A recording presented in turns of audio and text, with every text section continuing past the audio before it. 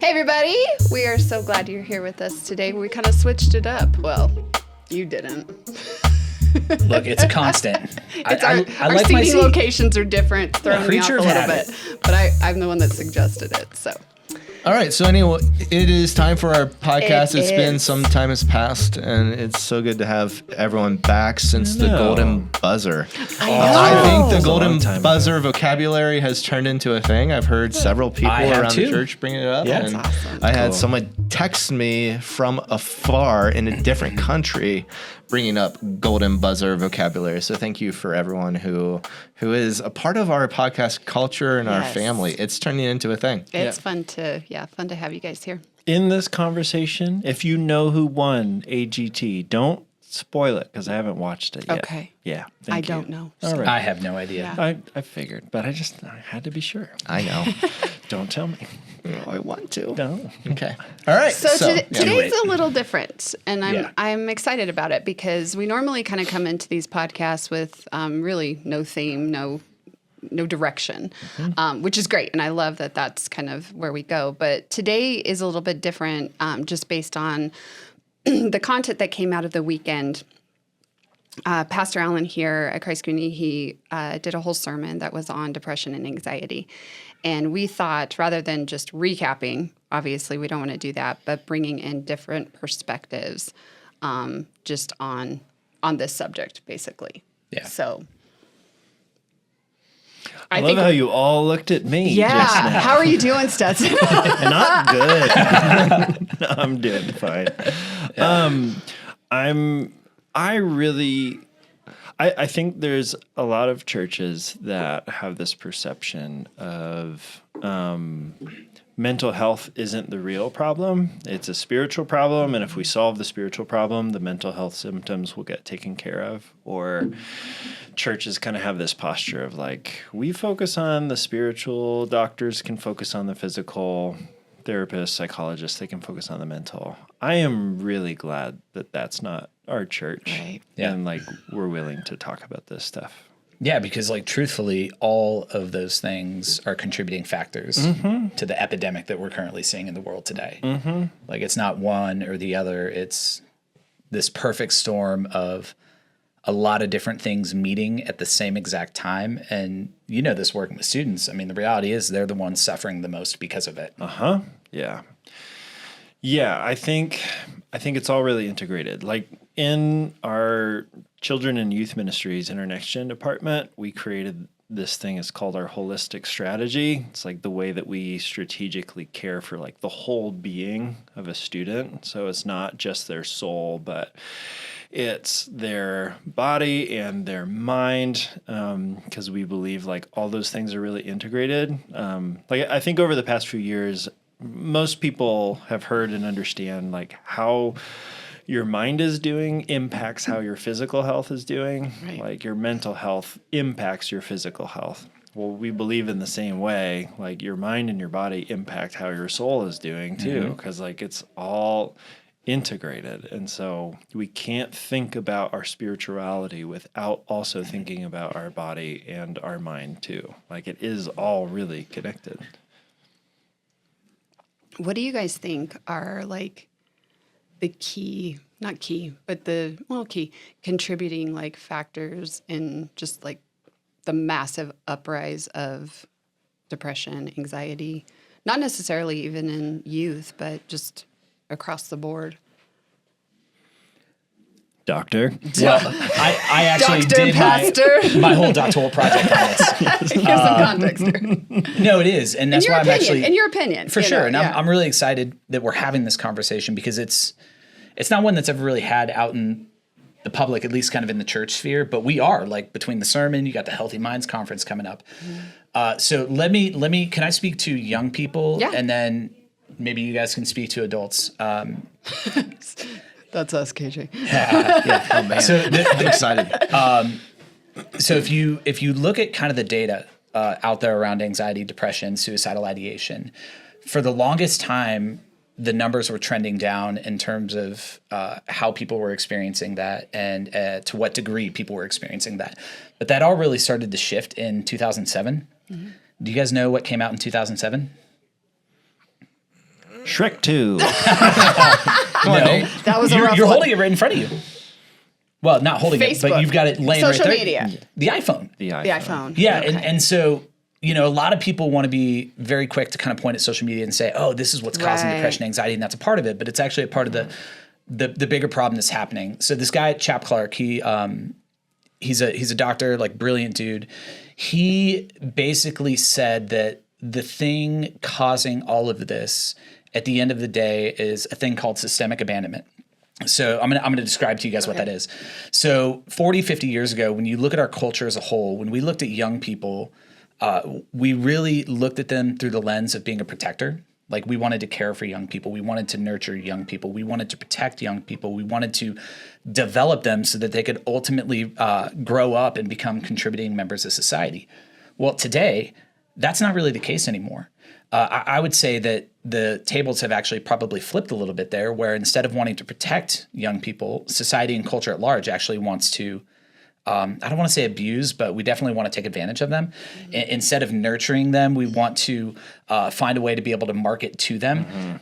Even when you think about like relationally, the ways that people are connected, like, when I grew up, I knew my neighbors. I knew the adults who were around me. Today, kids don't know that at all. And so what Dr. Clark has said is that systemic abandonment, right? So society basically abandoning its mandate to be able to care for young people, but instead abandoning them and leaving them off on their own to be able to raise themselves. That is by far the thing that is most significant when it comes to the rise of anxiety, depression, and suicidal ideation. And so in my project, I wanted to look at like, well, what are the things that are kind of contributing to systemic abandonment? And so there were 5 things that I really kind of looked at in terms of research and data that said, hey, these 5 things are the things creating the perfect storm of systemic abandonment, which is creating this rise of anxiety, depression, suicidal ideation. So I'll list them off and you guys can ask questions. But number 1 is obviously social media, right? So you've got a bunch of kids who are living in these digital worlds without real relationships with people. Everyone puts up their highlight reel, which only makes young people feel worse about themselves because they don't have meaningful connection with anybody else. So it's this pseudo sense of relationship and community. All the data shows that the more a kid is engaged in the social media digital world, the lower their sense of self and personal valiance goes down, right? So that's a problem. Another one is the busyness and stress that young people have to deal with. So when I grew up, it was okay to be a kid.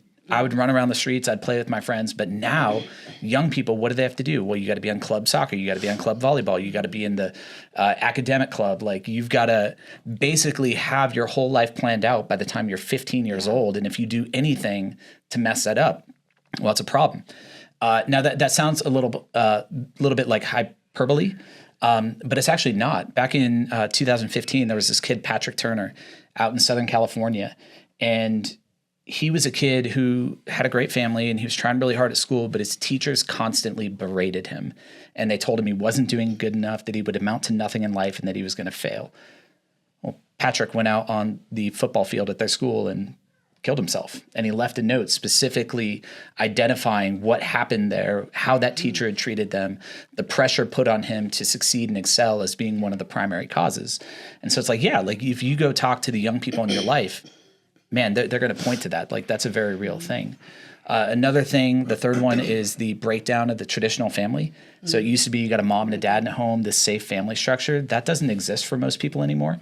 It's very different. And I know sociologists are very hesitant to say that a family unit matters, but when you look at the actual data, it really does. When a mom and a dad are not present, kids tend to suffer in terms of their own mental health. The fourth thing really has to do with the loss of intergenerational relationships. So Dr. Robert Putnam wrote a ton of books about this, but it's this idea that being connected to people outside of your own generation and having meaningful relationships with adults, that actually matters. It helps kids see a future for themselves. It helps them be able to develop, be able to navigate conflict in a healthy way. When all they're dealing with is their peers, well, that's kind of a recipe for disaster. And then the fifth and final factor, and then I'll stop talking, it is the move that we as society have had away from religion. So Dr. Christian Smith has done a lot of stuff on this. You can read the 3 books that he wrote, but in essence, what he argues is that now kids don't really have any kind of eschatological hope for this idea that things could be better for them, right? They've kind of embraced this nihilistic view of life where it's like, oh, this sucks. It's only going to get worse. And if that's like all you have, if there isn't this idea that things could get better, that there is hope, that there is this higher power, higher being that loves you and is inviting you into something, well, then, yeah, why not go down that rabbit hole of depression, anxiety? So when we talk about contributing factors, why is it happening, right? You look at those 5 things, it's like, well, man, given the reality of how significant those are, like, I'm shocked it's not worse. Right. All right. Well, that PhD paid off, man. Good job. Money well spent. Yeah, I was thinking of just the simple things of it's October and things are getting cloudy. Things are cloudy and I feel it. But Christmas is right around the corner. got so much to do. But I think that is correct, though, also. I was at Costco the other day, and Costco has begun selling all their Christmas things. Yes. First of all, I got so excited. Yeah. I was like, yes! Then I thought, oh, no. Death is coming. I felt anxiety of like, if culture's ahead of the game, I want to be ahead of culture, and I want to get things going as far as Christmas goes. And then the pumpkin spice is already out. It was August, and the pumpkin spice had been out, and I'm thinking about all the things I have to do for the fall. Thinking about just in general, all of those things that you said about like our culture is trying to sell to our Kids. children, that doesn't ever end. There is a culture that's built, and people are programmed to buy the product, and there's always the product. However, to buy a product, the thing that sells is fear, but it's like the fear of I don't have, or the fear of pain, or the fear of limited edition. Yeah, it's all the things, and those things create anxiety. And somehow that they're somehow it's like our culture is awesome at it, of saying that you do not have, or here I can improve you. I don't know. It's a thing. Well, and honestly, that's why I wanted to identify what are the underlying causes, because a lot of times when you just go, oh, people are more depressed and anxious, and we go, okay, we got to fix it. How? We don't know. Right. And sometimes the problem seems so massive that it's almost easier just to kind of throw our hands up and say, well, not my problem. Somebody else can deal with it. But I think realistically, because we all have young people who are in our lives, we all have friends in our lives who deal with this kind of stuff. When we can understand what the actual root issues are, then we could actually develop strategies and ways of living that help us counteract those.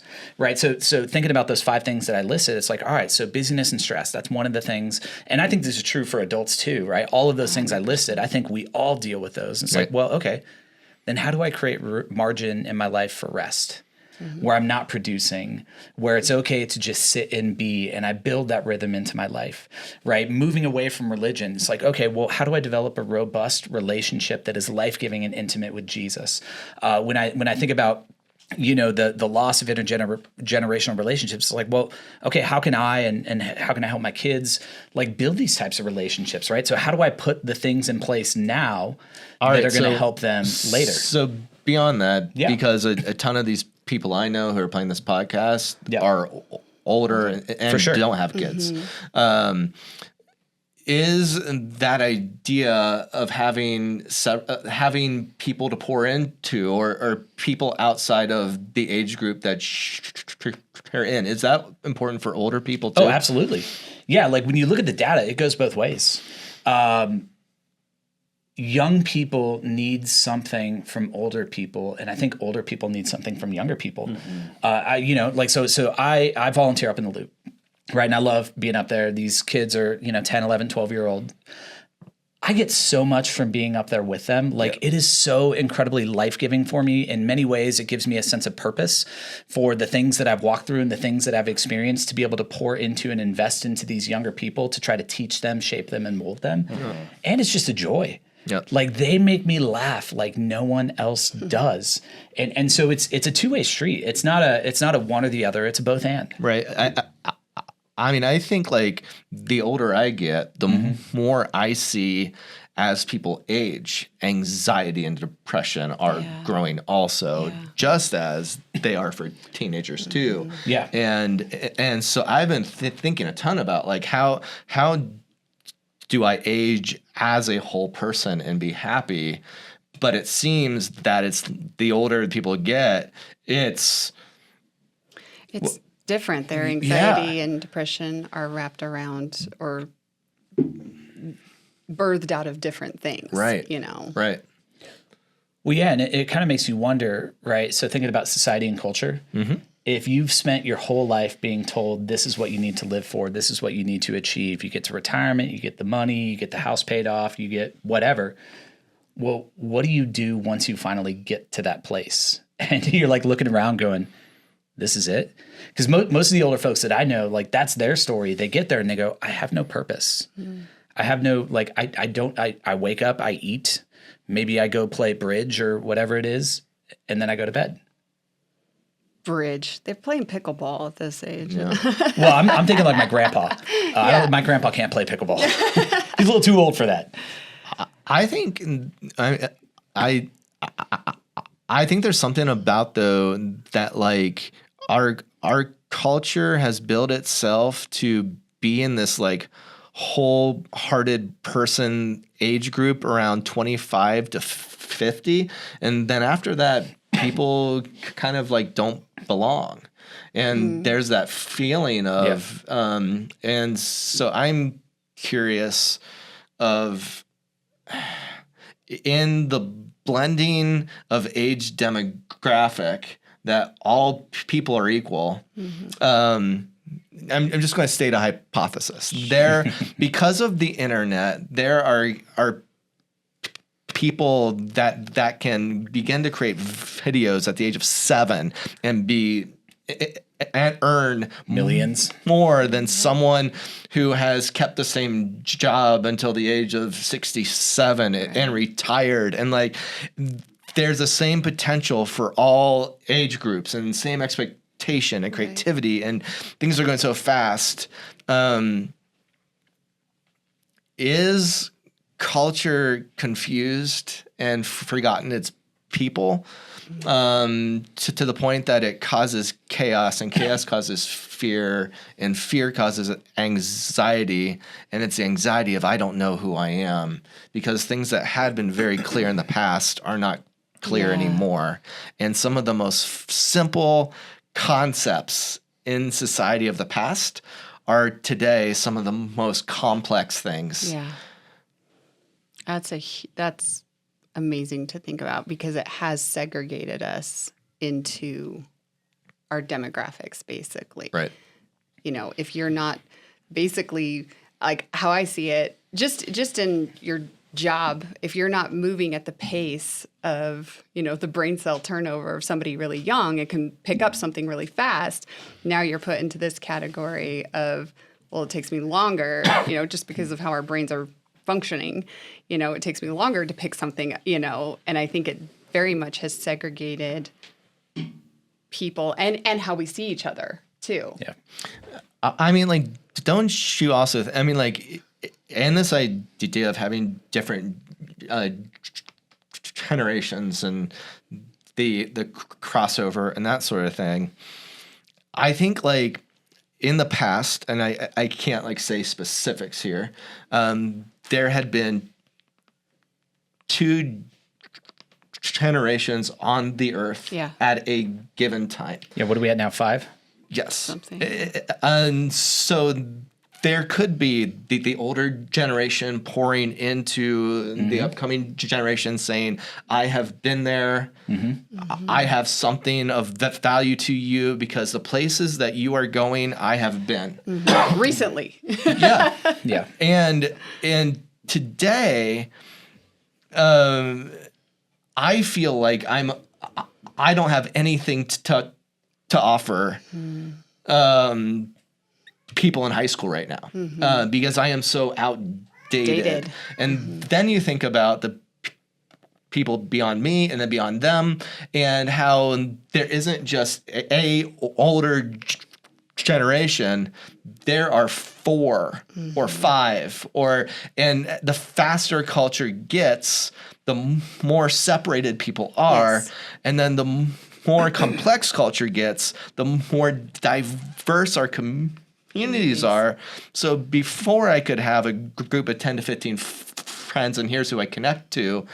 And today I'm finding I could possibly have a friend who will possibly understand me, maybe. I think it's more than just the amount of generations, because you're right. Like, I think today it's like every 4 or 5 years they're seeing a significant difference in like a collection of people. So it's not just like, if you're birth through 18, you're part of this generation. Right. It's like, no, if you're in 1st through 5th grade right now, you're in this generation. If you're younger, you're in that one. And that idea of like, I know what you're going through. I've been there. It's not just so much time has passed that you've forgotten. It's that younger generations are literally in places we have never been. Right. And so there isn't this, let me pass down everything that I've learned. So it can't be from this posture of like, Right. sit down and listen, I'm going to teach you. It has to be, I'm going to sit down and listen so that you can teach me, so I can take the things that I have learned and apply it to the things that you are experiencing. And that goes both ways. For sure. Well, and that's why the goal is not knowledge transfer, it's relationship, right? Because a relationship is always going to be a two-way street. It's, I'm going to sit down, I'm going to get to know you, because like the reality is, being a human being, the things that really matter in terms of being healthy, those things haven't shifted, right? The only things that have, it's really where culture is and how culture defines how we're supposed to experience those things. So while it may be hard to connect with a high school student in terms of music or TV or whatever, although you could probably always quote The Office, they still watch The Office in high school. But learning how to be healthy and to see yourself with a compassionate lens, like, those things are never going to shift. Right. And you never get to those conversations, though, unless you actually take the time to show up, to build a relationship, to get to know them and allow them to get to know you. Right. Putnam, in his 2 books, Our Kids and then Bowling Alone, like, that is what he is pushing for. At the end of the day, it's not about the knowledge transfer.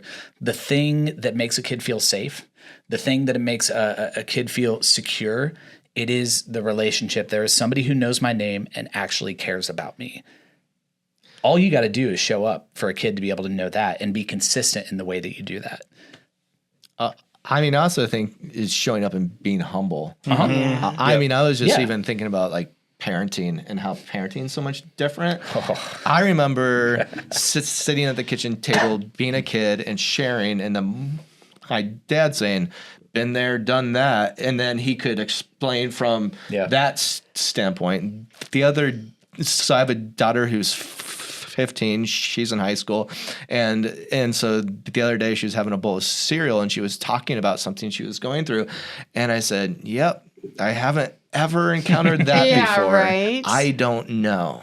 Yeah. And so, I mean, I think there is a ton of uncharted territory. And because of that, they can either be pioneers or by themselves. And it's like, how do you come alongside them? And then furthermore, I have such a heart for the elderly. They bottom of society that they grew up in, it fell out. It did. As they got older. That thing that they thought kept them safe, and it's not there anymore. So they're in a very uncharted territory also. And so fear abounds, anxiety abounds. I think something that that Gen Z has going for them that I think is a positive is the awareness of depression and anxiety, a label of it, of knowing like it can be talked about. Because, looking at the older generation, it wasn't something you talked about. Right. It was very shame-filled. Like I grew up in a home where there was like depression, anxiety, mental illness. Right. And it was a quiet secret. It was not something we talked about in public. It was not something, like in an episode when it was happening, it was our house shut down. Right. Yeah. And so I feel like what is good about I say our generation because I think we're all in the same generation, plus the generation coming up, is that it's accessible to talk about. It's something that's encouraged to seek help, you know. So one caveat I'd offer there, and this is for probably any parents or young people who are listening, there is a big difference between experiencing a moment that makes you sad and actually having a clinical diagnosis of depression. It is the same thing for anxiety. I think one of the problems we have now is everyone's self-diagnosing. Right. So I have anxiety and depression. It's like, well, no, like you're just dealing with some teenager things and those are really hard and I'd love to help you through that. Or it's October. You have periodic bouts of depression. And so I want to be really clear, like those are two very different things and the ways that you attack either one of those. Because Alan had mentioned, like, some of you guys need to go and seek treatment. Like, if you have a clinical diagnosis of anxiety or depression, there is a medical route for that. But for some of these other things that we're talking about, which I would say is probably a good number of the things that at least younger people are dealing with, these are more circumstantial that by being intentional about the way we step into people's lives and being intentional about the care, support, and systems that we put in place around them, we could actually help mitigate a lot of these things people experience so that they actually thrive and experience life and joy. All right. Can I just bring up something, a hypothetical? It's not even hypothetical. Can it be good to be sad? Can it be good to be anxious? Can it be good? I'm just bringing this up. Okay, I'll let you keep asking the question. Because I think culturally, if I'm sad, that's bad. If I'm anxious, that's bad. If I'm afraid, that is bad. I've had 4 years of therapy to work on this. Right. Yeah. And I just want to bring that up because some of our superpowers are the things that fear has brought up. Yeah. Our ability to experience sorrow. Some people don't have that. Yeah. I feel like you guys are on 1.5 speed and I'm on 0.75 That's speed. Okay. 0.57. I'm at 0.7. Oh, you're at 1. Like, he hasn't even got to 1. He's going slower. So far, my contribution has been a joke about Shrek 2.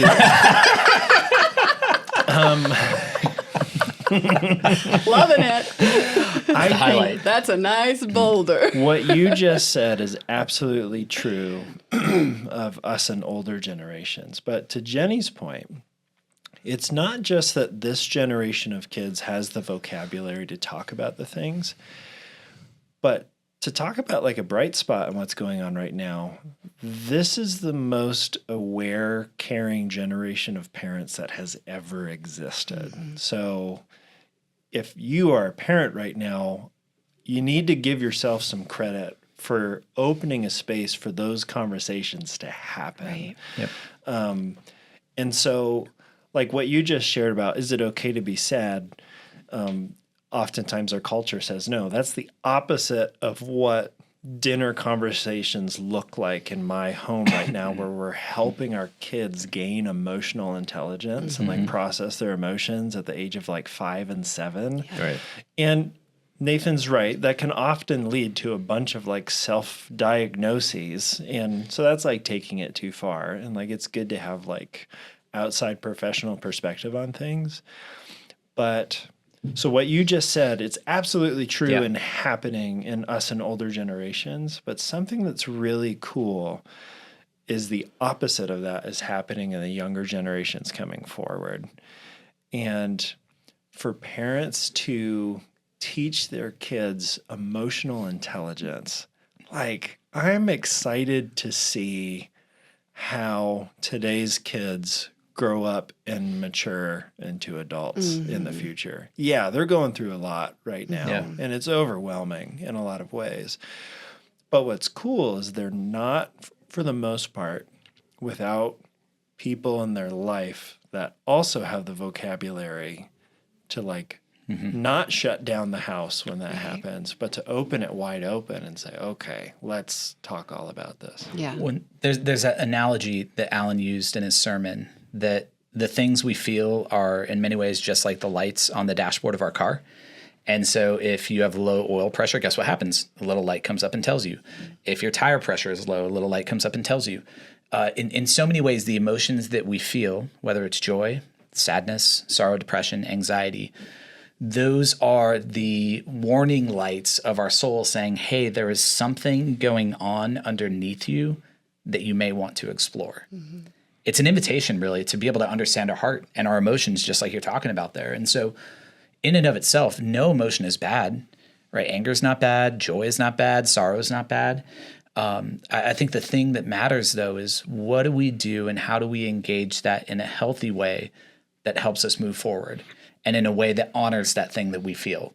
So it's not, oh, just shut it down and move on from it. It's like, no, like if I'm sad about something, like I want to go there and I want to explore that and say, okay, why am I sad? What does this say about me? What does this say about this thing that I'm walking through? Lord, what do you want to teach me in this? Okay, can you help me?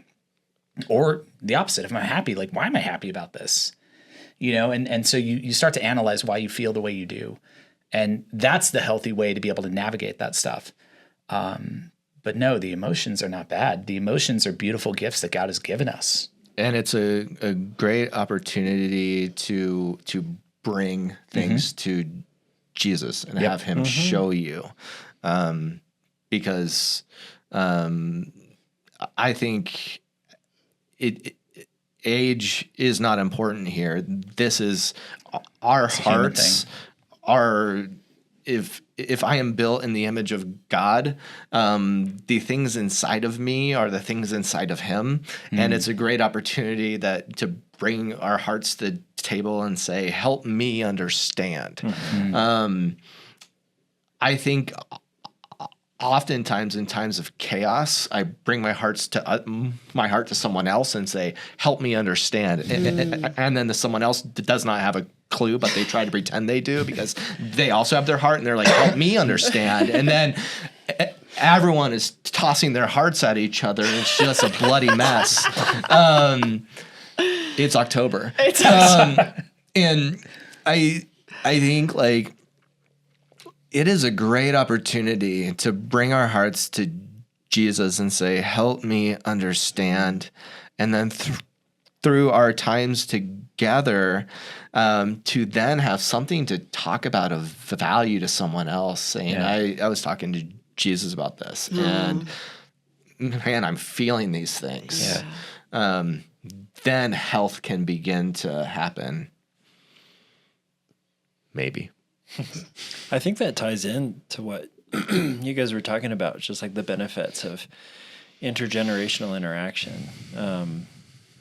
I think people of generations that didn't have room for open processing, for them to encounter a younger generation that is like really good at it, maybe at times too good at it.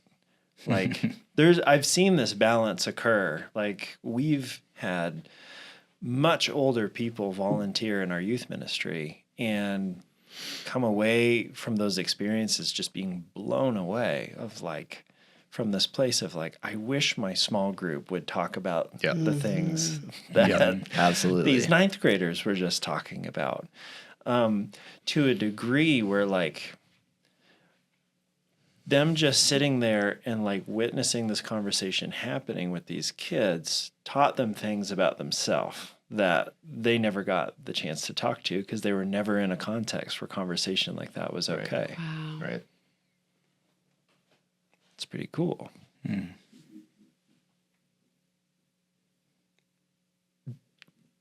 I was just thinking of so many things about like that idea and concept about like how so I have a father who is obsessed as far as John Eldridge goes and the whole Hot at Heart thing. Okay. He found John Eldridge during time I was in college. I gave him the book, so super long time ago. And then he just he has been in it, and he goes to every conference and has passion. And he's just like, man, I think John Eldridge should talk at high school groups and college. It's like, but he doesn't have to, because those age groups have been born into that content. Right. They already have it.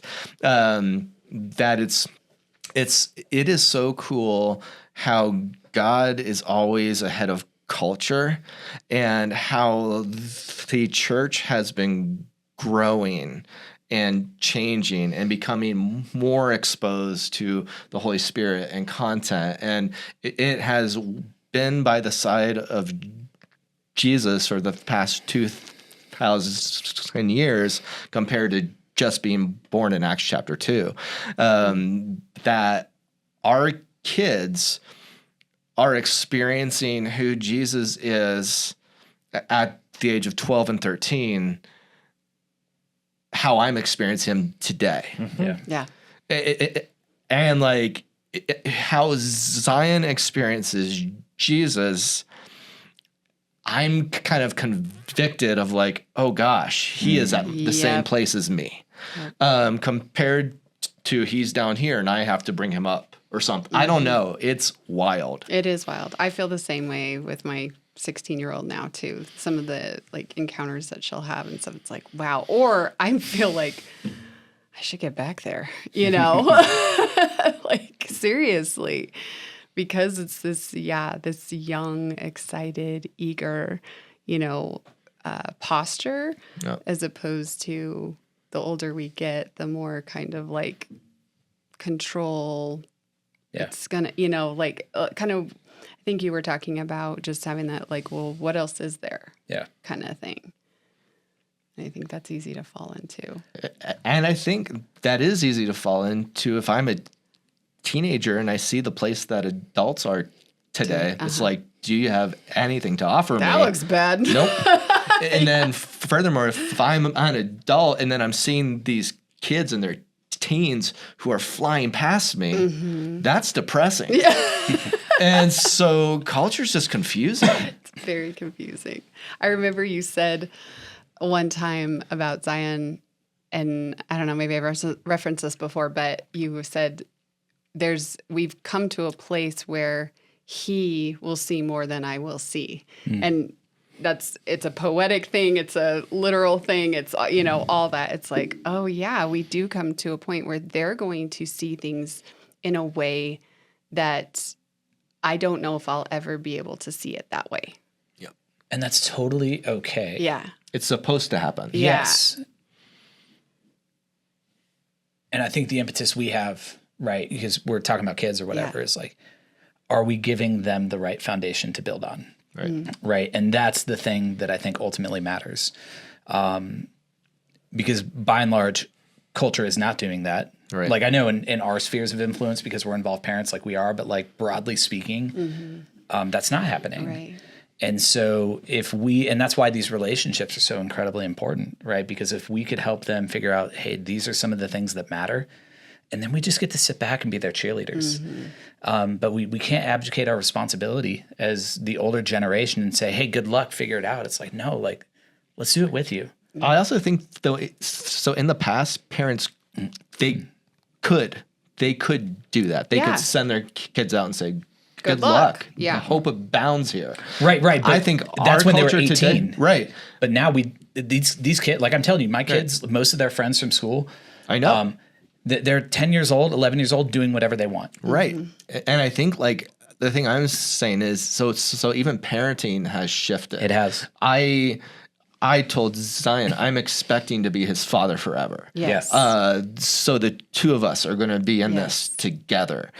Things are different. And I don't have a desire for him to go out and find who he is after he graduates. He has a foundation of who he is, and I want to continue to be by his side as he builds that. Which is the healthy way to do it. Right. I think our goal is to talk about health and kind of paint this picture, because especially growing up here in our country, that there is this like expectation of someone graduates high school and they start over. Right. It's go and find yourself. Go and find, it's like, I think I don't want him to have to start over. I want him to begin here. Yeah. I want him to feel like he has a head up on everybody else because I have built that for him. I asked a friend of mine who's a local counselor and therapist, like a family counselor, if there was one thing that you could tell to parents, like one piece of advice, what would it be? And what she said backs up the first of your 5 points that you talked about. She said, stop signing your kids up for stuff. Like they're far too busy. And there is no time in the day for those conversations to happen. Right. Like, it's not that people are being ineffective parents. There's literally no time in the day where kids get to interact with their parents, let alone like other adults other than maybe their coach, because they go to school with their peers and then they have their extracurricular activities with their peers and then they do homework alone. And they're spending, and again, this backs up the intergenerational thing. They're getting no time with older people either.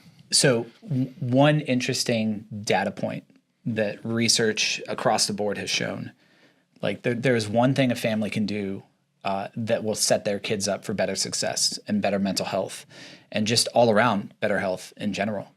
And it's really simple. It's going to sound really stupid, but it's probably not something most families do. Watch Shrek 2. Yeah, buy a DVD copy. Of Shrek 2. No. But it's have dinner together. have dinner together. Yep. Like maybe you just start one night a week. Say, hey, Sunday night we're going to do a family dinner. We're going to cook together. Phones are going to go away, and we are just going to enjoy our time together. Like if that's all you can do right now, just do that.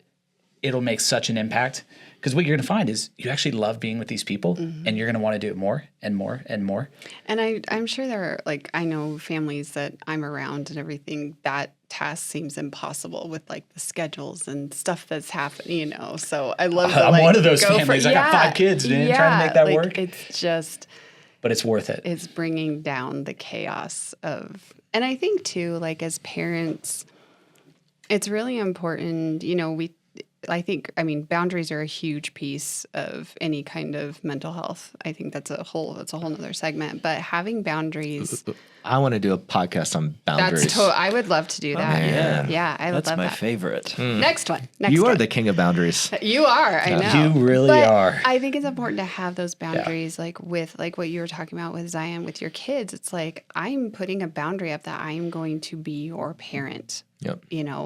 And I'm going to put a boundary up that I keep hearing this just because one of my oldest just turned 16 and people kept saying, oh, wait till they're 16. You'll never see him. You'll never see him. You'll never, like that. It's like that. This is their like freedom ticket. It's like, no, I will have a boundary that you will be home and you will be, because it is good for you.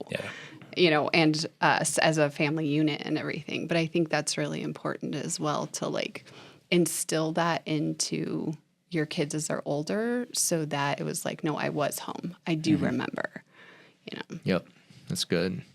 Yeah. I mean, I think even if you haven't been somewhere that the kids are going, that doesn't mean that you can't see the place it's going. Right. Yep. And so to be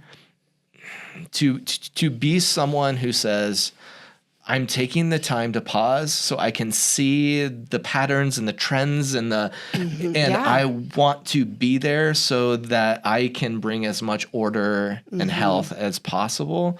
It's always fun to learn the new slang words. Always fun to use those. Get lit. I don't know what the ones are now. Cheeks. That's my favorite one. Oh my gosh. I think I think that I bring to the table though here, and I want for each person just to chime in as far as the thing that they're bringing to say, hey, here's something that I found.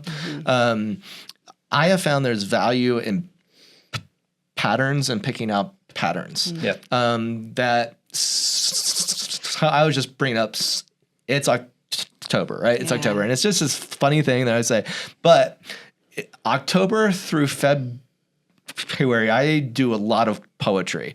I do a lot of poetry because I feel it.